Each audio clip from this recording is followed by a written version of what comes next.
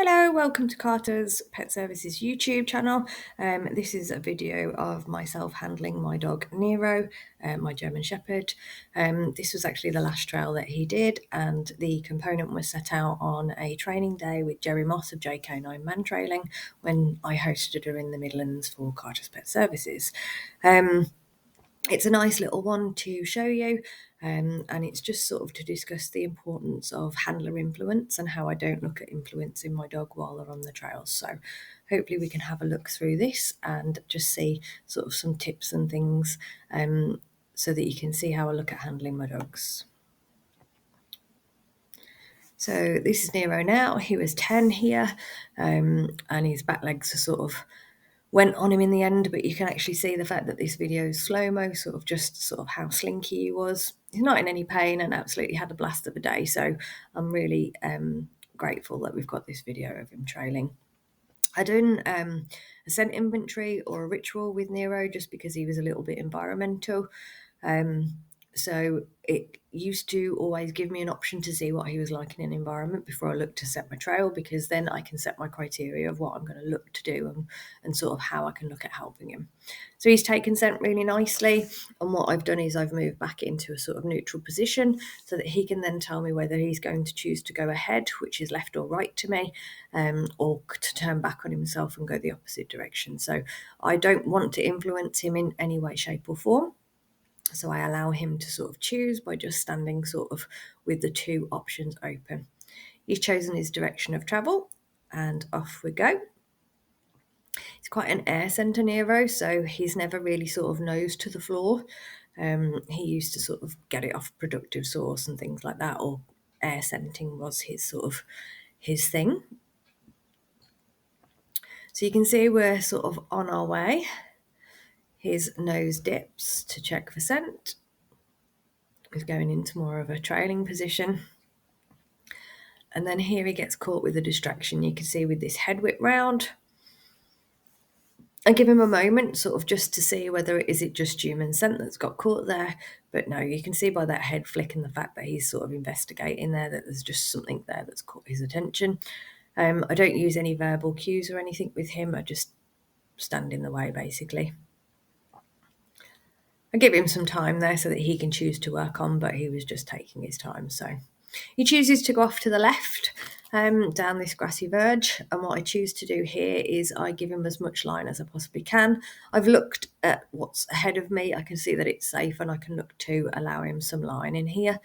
If we are looking at going forward, I've got the option of either continuing with him or I've got the option of sort of coming back out, which is what he does now. So he's come in here, you can see his head's quite high, he's quite excitable, look, you can tell by his body language here, but he's coming back straight back out, so the trail doesn't continue in there.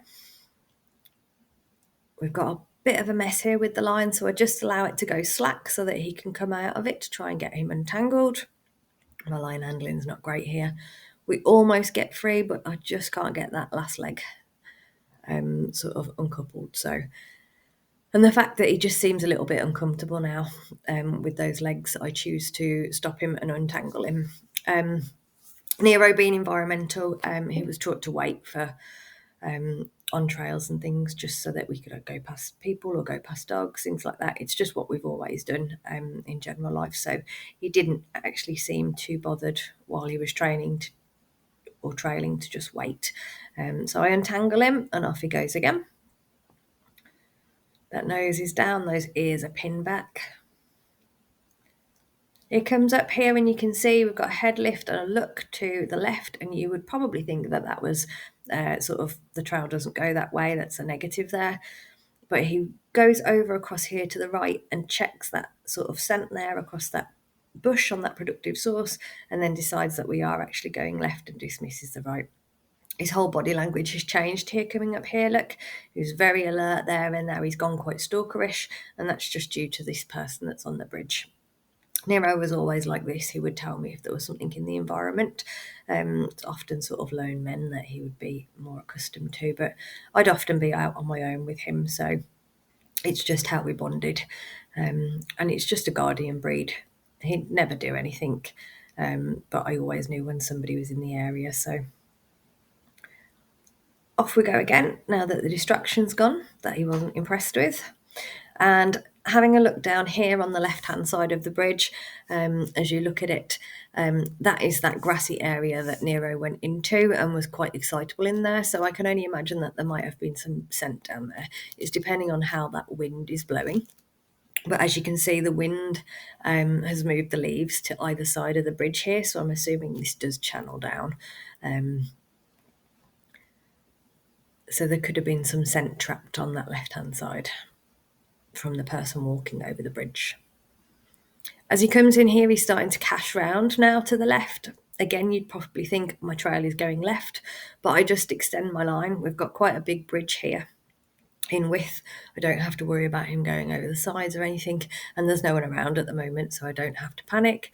So I give him as much line as he needs for it to make his choice, and I've just stayed neutral until he's made his decision, and then I look to go forward with that. He's got his nose down now, more into a more trailing sort of behaviour. Nose down, checking scent, his ears are back again, and he's going forward. So he's definitely chosen his direction here, which was right as you come out of the bridge. We're continuing along down the bridge, and as I said, I didn't know this, so this was a blind to me as to what the component was. Little bit of an indent there, which would have made me think, what's going on there? There's no distractor smell because he hasn't sort of got caught up, like sort of smelling somewhere that would look to have had like a dog wee or something like that on. And then basically he comes to this stop here, looking through the gap on the bridge. Now, knowing this dog, if it was a person, I would get a more alert sort of behaviour from him if there was like a dog down there or somebody was down there that he was worried about. But he's just sort of looking to process. And again, I'm not pushing him forward. He's not made his decision. He's standing square onto this bridge now, look. He's not choosing to go forward or behind. He's just looking straight down over the bridge. And you can possibly see like his mouth opening a little bit, sort of just taking in some scent into that Jacobson organ. He'd often do that, to be honest, while he was trailing. He would often look to taste scent. So again, he's not going forward, so I just give him the time. And basically, the component was that the person has gone over the side of this bridge, and they're actually sort of underneath the bridge here. So he's just going to sort of bracket almost, sort of where the most scent is really. And I just allow him to do that without any kind of influence, because what we're looking for here is just sort of a stop. My trail ends here. We can't go any further. And that's it, really. He's not going to find the person to get rewarded. So I have to call a point of where I'm going to reward him for a no trail, really. So again, look, he's stopped and he's just looking out on the person who's basically just underneath here where this ivy is. So I'm happy with that for him. And I'm going to look to reward there. And that's what we did. So I just wanted to share that nice little video with you, just of myself and Nero. I trained Nero to quite a high standard, and if he was environmentally sound, I possibly would have tried to take him operational. That was my goal with him when I had him, but because he could just be a little bit aloof with people and stuff, it's just not the right scenario and place to put him into anything like that. So yeah, it was a nice little trail just to say, this is where my trail ends and we're not going any further. And as you can probably see, I just don't look to influence my dog. I mirror the dogs as often as I possibly can and choose to only move when they're moving and give them the option to choose the direction of travel, tell me where the trail goes and tell me where the scent goes. They're the ones with the nose and they know it better than we do. So it's just a really nice one to finish on. And I'm thankful to Gerry Moss of JK9 for setting that trail up for us and for coming to the Midlands for that day. I hope you enjoyed this little video and I hope it helps you with your own training. If you've got any queries or questions, feel free to reach out or pop them in the comments on the YouTube channel. Failing that, hit subscribe and I'll hopefully upload some more videos for you to watch soon. Thank you. Take care.